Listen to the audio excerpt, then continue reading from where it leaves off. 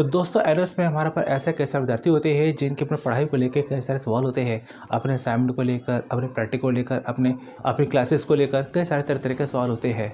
लेकिन उन सवालों के जवाब बताने वाला, उन डाउट को क्लियर करने वाला कोई होता नहीं है। लेकिन हमारा YouTube channel Sharma tech learning centre NS विद्यार्थियों की हेल्प करता है। और यहाँ देखा जाए पिछले कई सालों से यहाँ पर हर संडे आपको अपना मिलती है संडे वीडियो, जिसमें क्या होता है कि एनएस विद्यार्थियों के द्वारा पूछे गए कई सारे सवाल होते हैं जिनके जवाब दिए जाते हैं। और होता क्या है कि कई सारे सवाल ऐसे होते हैं जो किसी विद्यार्थी ने अपना पूछा है, तो वही सवाल कई सारे विद्यार्थियों का होता है। अगर एक को जवाब मिलता है तो ऐसे में कई सारे विद्यार्थियों के डाउट क्लियर हो जाते हैं।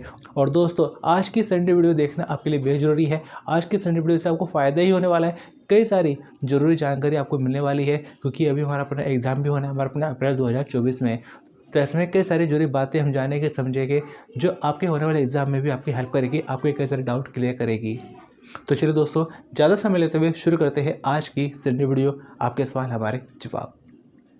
पहला सवाल जो कि बनता है वीरेंद्र कुमार, और इनका सवाल बनता है, सर पीसीबी क्लासेस कब से होगी 5 कंपलसरी वाली अप्रैल 2024 के एग्ज़ाम के स्टूडेंट वालों के लिए। तो यहाँ पीसीबी क्लासेस अपना शुरू हो चुकी है, और अगर अभी तक आपने क्लासेस वगैरह जाना शुरू नहीं किया है तो क्लासेस वगैरह जाना शुरू कर दीजिए, क्योंकि पीसीबी क्लास लगाने आपके लिए ज़रूरी होता है। और कम से कम यहाँ पर आपके जो प्रैक्टिकल को लेकर 5 क्लास होती है वो आपके लिए बेहद ज़रूरी है, क्योंकि इससे आपके जो फॉर्मेटिव समेटिव जो मार्क्स बनते हैं उसका कैलकुलेशन होता है। मतलब कि अगर पीसीबी क्लास अगर आप नहीं लेते हैं तो ऐसे में आपके पास होने के चांस थोड़े से कम हो जाते हैं, क्योंकि प्रैक्टिकल में फिर आपको पूरे मार्क्स नहीं मिल पाते। इसलिए पीसीबी क्लास लगाना आपके लिए ज़रूरी है।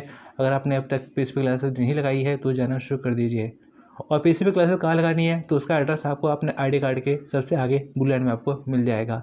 आगे बढ़ते अगले क्वेश्चन की ओर। और अगला सवाल जो कि हमारा बनता है द फार्मर, इनका सवाल बनता है, सर मार्कशीट हार्ड कॉपी में कब तक आएगी। तो यहाँ अभी हमारे पर अक्टूबर नवंबर 2023 में एग्ज़ाम होता, रिजल्ट भी आ चुका है और बहुत से विद्यार्थी अपने पास हो चुके हैं। और अभी क्या है कि आपकी जो मार्कशीट वगैरह है तो अभी यहाँ पे हमारा पर इसकी जो उम्मीद है तो हो सकता है कि 5 के लास्ट तक आपकी जो मार्कशीट वगैरह सर्टिफिकेट वगैरह आ जाए। अदरवाइज़ मार्च के शुरू तक आपके जो पास डॉक्यूमेंट है आपके 100% आ जाएंगे। तो उम्मीद है कि आपका 5 के लास्ट तक आपके जो डॉक्यूमेंट आपके स्टडी सेंटर पहुँच जाएंगे।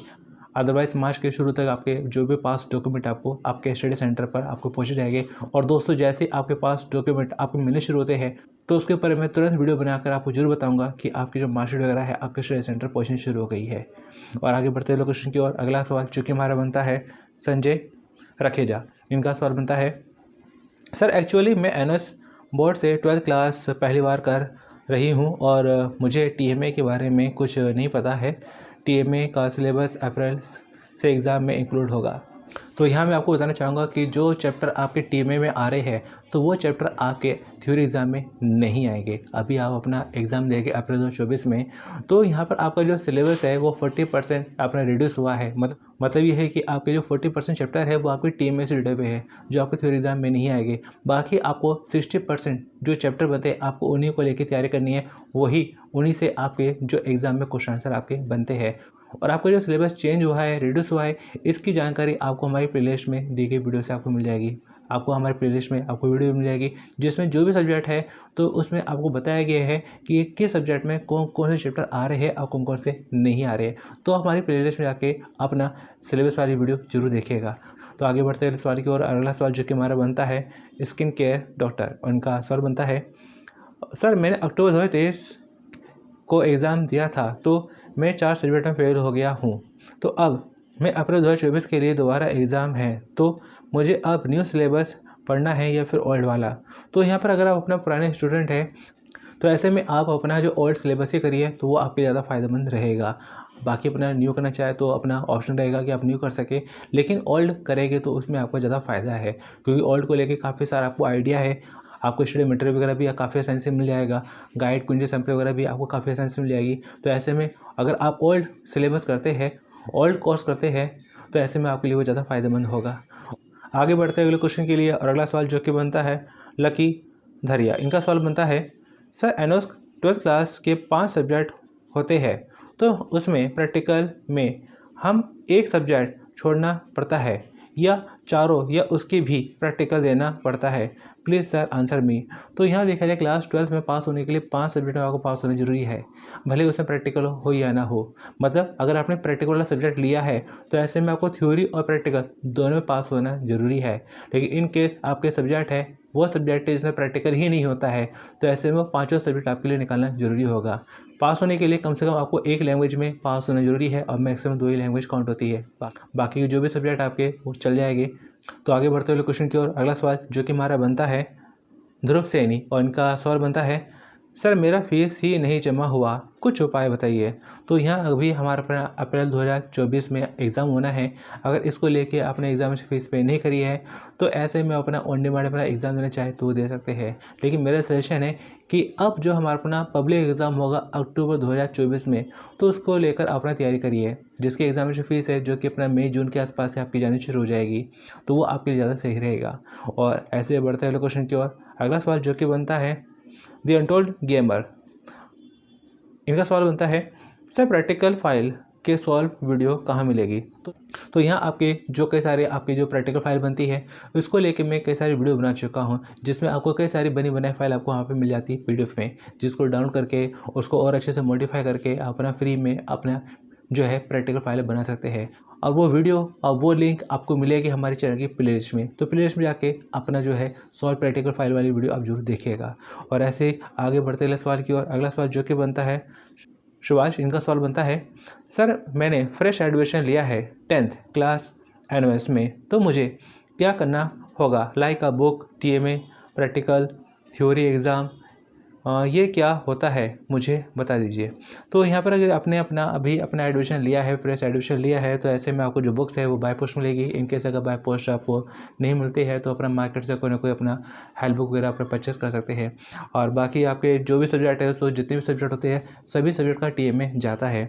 और बाकी आपके जो सब्जेक्ट है उसमें जो सब्जेक्ट है आपके प्रैक्टिकल वाले उनकी प्रैक्टिकल फाइल बनती है, उनका प्रैक्टिकल भी आपका होता है।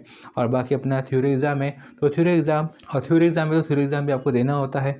और क्लास 10th में पास होने के लिए 5 सब्जेक्ट में पास होना ज़रूरी है, जिसमें कम से कम आपको एक लैंग्वेज में पास होना ज़रूरी है। अब मैक्सिमम 2 ही काउंट होती है। बाकी आप हमारे चैनल साथ में बने रहिएगा, टाइम टू टाइम आपको जानकारी आपको मिलती रहेगी।